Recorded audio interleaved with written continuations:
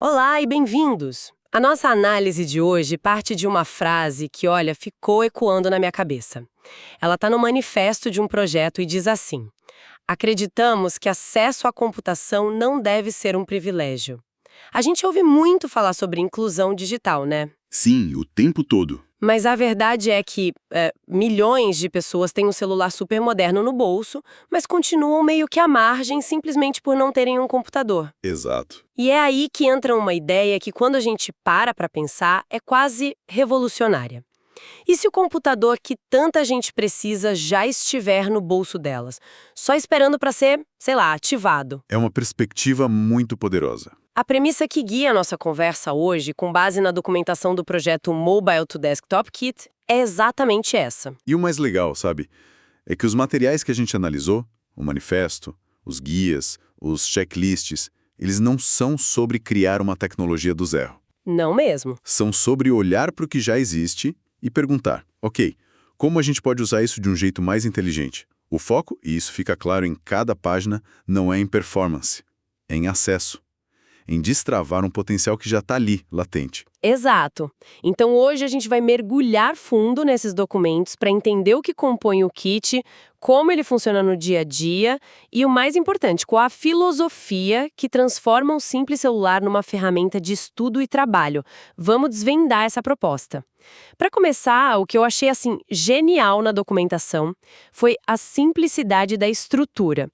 Eles dividiram tudo em 4 camadas que, qualquer pessoa consegue entender. É muito direto ao ponto. A primeira, claro, é o celular, que eles tratam como a CPU, né, o cérebro de tudo. Exato. O cérebro da operação. E o mais interessante é que não precisa ser um celular topo de linha. Ah, isso é inquietante. Muito.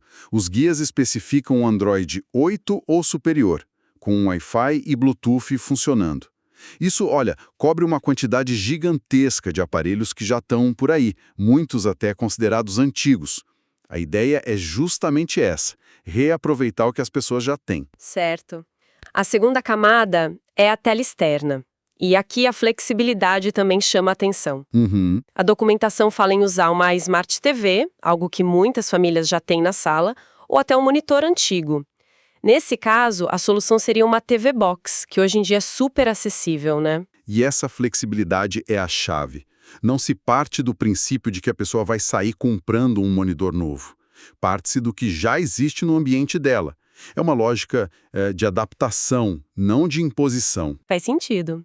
A terceira camada é a conexão, e aqui tem uma decisão de projeto muito forte. Sim. O espelhamento é wireless first, ou seja, a prioridade é o sem fio. E a quarta camada, para fechar o pacote, são os periféricos de interação, teclado e mouse, de preferência Bluetooth. E essa decisão pelo wireless first merece um destaque. A documentação explica que isso não é tipo uma limitação técnica. É uma escolha? É uma escolha filosófica. Eles poderiam focar em celulares com saída de vídeo por cabo como o MHL ou DisplayPort, que dão a conexão mais estável. Podiam. Com certeza. Mas quantos celulares realmente têm essa função? É um nicho. Por outro lado, praticamente todo smartphone hoje tem Wi-Fi e Bluetooth. Ao fazer essa escolha, eles maximizam radicalmente o número de pessoas que podem usar a solução. É um trade-off consciente, então. Exato. Troca-se um pouco de performance por um alcance muito maior. Faz todo sentido. Mas o hardware é só metade da história, né? Para a experiência não ser só um celularzão na TV, tem uma pecinha de software que amarra tudo. Sem dúvida, é a peça que faz a mágica acontecer. A documentação dá um peso enorme para os launchers de desktop. Tipo Computer Launcher ou Taskbar. Isso. São apps que, quando ativados, transformam a interface do Android. Em vez daqueles ícones grandes feitos para o toque, a gente passa a ter uma área de trabalho, barra de tarefas, menu iniciar, janelas. Enfim, a experiência visual de um computador de verdade. Exatamente. Porque sem isso, a pessoa ia ver o Instagram esticado numa tela de 40 polegadas, o que na prática não serve para nada num contexto de trabalho, né? Para nada. O launcher é o que traduz a intenção do usuário com o mouse para o sistema Android. É o que cria a ponte entre o hardware e uma experiência de produtividade real. É o que faz a pessoa se sentir em frente a um desktop. Ok, a arquitetura faz sentido no papel. Mas a grande questão é sempre, Isso funciona mesmo no dia a dia? É fácil de montar para alguém que não é, sei lá, da área de tecnologia? Entra e de forma bem detalhada. O guia de configuração foi pensado para ser muito direto. Basicamente, são 3 passos principais. Certo? Primeiro, parear o teclado e o mouse via Bluetooth, que é um processo padrão. Segundo, Ativar o espelhamento de tela, que tem nomes diferentes, né? Smart View, Transmitir, e selecionar a TV. e terceiro, abrir o launcher. Isso. E pronto. A interface de desktop aparece na tela grande. Parece simples mesmo. Mas e os detalhes? Aquelas coisinhas que podem transformar uma boa ideia em algo frustrante de usar. Aí é que entra a parte que eu achei mais valiosa da documentação. Uma seção que eles chamam de Guia de Sobrevivência. Gostei do nome. É aqui que estão as dicas que realmente fazem a diferença. E a principal delas, que parece pequena, mas muda o jogo completamente, é configurar o navegador de internet para sempre abrir os sites em modo desktop. Espera um pouco, eu não tinha parado para pensar nisso. Quer dizer que se eu só espelhar a tela e abrir o navegador, vou ter que usar o Google Docs como se estivesse no celular, com menus gigantes e tudo otimizado para o dedo? Exatamente. E seria péssimo. Você teria uma tela enorme e um mouse preciso, mas o site te entregaria uma versão simplificada, feita para o toque. Nossa, seria muito frustrante. Totalmente.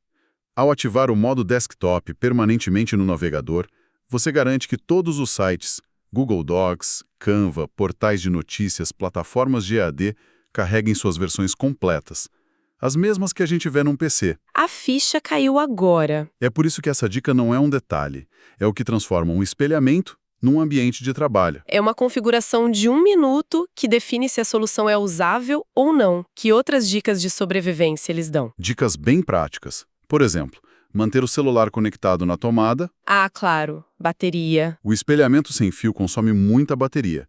Então, para uma sessão de estudos ou trabalho, é essencial estar carregando. Outra dica importante é sobre a rede Wi-Fi.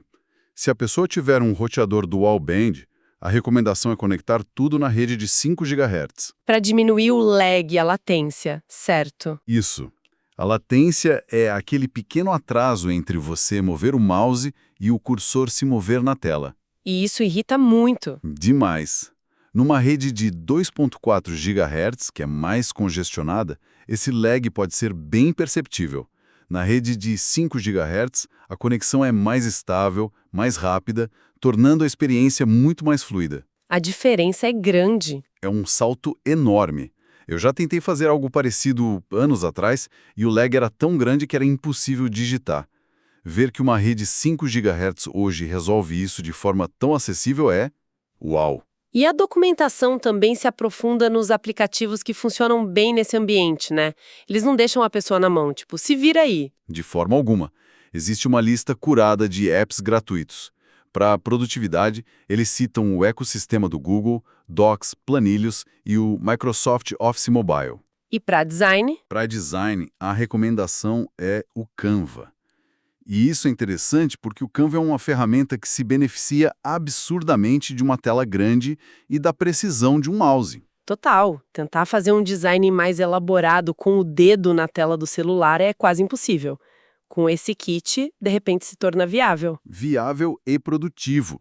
E para estudos, mencionam o Notion e o Google Classroom, que são plataformas gigantes hoje em dia. O que mostra, de novo, que o projeto não é só um experimento técnico. Ele foi pensado para casos de uso do mundo real. Exato. A ideia é permitir que um estudante possa, de fato, escrever um trabalho, organizar suas anotações ou assistir a uma aula online de forma digna. E essa palavra digna é fundamental. Porque para ser digno, o acesso precisa ser acessível financeiramente. Imagino que o custo seja uma parte central de toda essa proposta. É o coração do projeto. A análise de custos na documentação é muito transparente. O cenário mínimo é para a pessoa que já tem o celular e uma Smart TV. Ok. O único custo é comprar um kit de teclado e mouse Bluetooth. Segundo a pesquisa deles, isso fica na faixa de R$60 a R$100. R$60 é menos que o preço de muito jogo de videogame.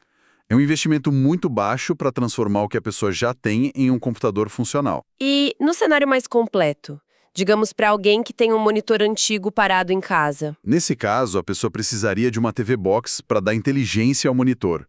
Somando a TV Box com o teclado e o mouse, o custo total fica entre R$ 140 e R$ 250 reais. Ainda assim, Mesmo nesse cenário, que seria o mais caro, o valor ainda é drasticamente menor que o de um notebook ou PC usado que seja minimamente funcional hoje. impressionante. Mas com um custo tão baixo, é inevitável pensar nas limitações. A documentação aborda isso de frente. Aborda de forma muito honesta e eu acho que esse é um dos maiores pontos de credibilidade do projeto. Eles dedicam uma sessão inteira para gerenciar as expectativas. O que é ótimo. Deixam claro que o kit não serve para jogos pesados, edição de vídeo profissional, programação complexa, qualquer tarefa que dependa de uma placa de vídeo dedicada ou de um processador de alto desempenho. Mas essa linha é um pouco cinzenta, não? Onde fica o limite do que é básico? Um estudante talvez precise editar um vídeo simples para um trabalho escolar. Essa é uma ótima pergunta. A linha é definida pela filosofia do projeto, que está lá no manifesto. Não buscamos performance máxima. Buscamos acesso. Certo. A edição de um vídeo curto e simples com um app como o CapCut, por exemplo, é totalmente viável. O que não é viável é usar um Adobe Premiere para editar um filme em 4K, entende? Entendi. O critério de sucesso para eles não é se um usuário consegue rodar o último game, mas se um estudante consegue participar de uma aula online, pesquisar para um trabalho e redigir esse trabalho no Google Docs. Se consegue fazer isso, a missão foi cumprida. As limitações são uma consequência direta e consciente dessa escolha. O foco é habilitar as tarefas essenciais. E pelo que eu vi, o projeto quer ser mais do que só um conjunto de guias. Ele se posiciona como um movimento, certo? Sim, claramente. Vai muito além do técnico. A documentação inclui, por exemplo, um modelo de carta de proposta para instituições de ensino ou ONGs. Para quê? A ideia é sugerir a criação de pontos de coleta para a doação de teclados e mouses usados. Pensa em escritórios que trocam seus equipamentos. Esses rostos periféricos, que seriam descartados, podem ser o componente que falta para um estudante montar o kit dele. Pô, isso muda tudo. Transforma um projeto de tecnologia numa iniciativa comunitária. E para reforçar essa filosofia, tudo é open source, com licença MIT. Isso significa, na prática, que qualquer pessoa ou organização pode pegar todo esse material, traduzir, adaptar para sua realidade e distribuir livremente. É um convite aberto à colaboração. Exato. Para que a ideia se espalhe. O público-alvo é muito claro. Estudantes, comunidades com vulnerabilidade digital, organizações do terceiro setor. Então, fazendo um balanço de tudo que a gente analisou, o que temos aqui é um projeto que ataca um problema real e gigante, a exclusão digital, com uma solução que não é baseada em mais consumo. É baseada em reaproveitamento e inteligência. Usar o que já está na mão de milhões de pessoas para dar um salto de funcionalidade. Exatamente. É uma abordagem de engenhosidade, de acessibilidade. Prova que, com a combinação certa de hardware que já existe, periféricos de baixo custo e softwares gratuitos, é possível criar uma ferramenta genuinamente funcional para as tarefas mais importantes de estudo e trabalho. É uma solução elegante para um problema complexo. Olhando para o futuro, o roadmap do projeto nos documentos menciona planos para traduzir os guias, criar mais tutoriais em vídeo e até conduzir estudos de casos sobre acessibilidade. E isso nos deixa com uma reflexão final.